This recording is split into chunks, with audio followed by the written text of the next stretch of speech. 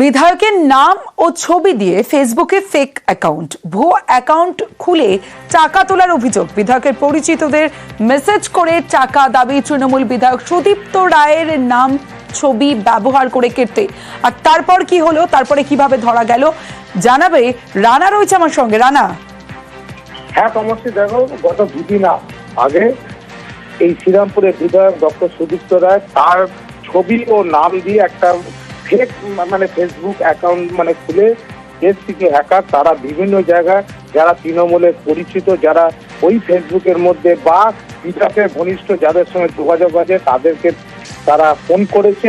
সেখান থেকে তারা যে অভিযোগ একজনের কাছ থেকে ইতিমধ্যে 9,000 টাকা তুলে নিয়েছে, তাকে কাঠের আসবাবপত্র বিক্রি করার নাম করে।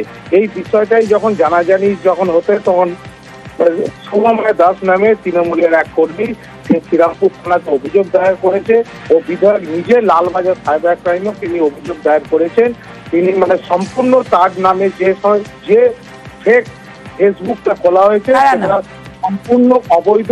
সেখানে যেন কোনো কর্মী বা কেউ পরিচিত না হবার একটা বার্তা দিয়েছে তৃণমূলের পক্ষ থেকে। ডক্টর সুদীপ্ত রায় বলে একটি অ্যাকাউন্ট ক্রিয়েট হয়েছে, সেখানে ডি ডক্টর লেখা নেই, ডি আছে সুদীপ্ত রায়।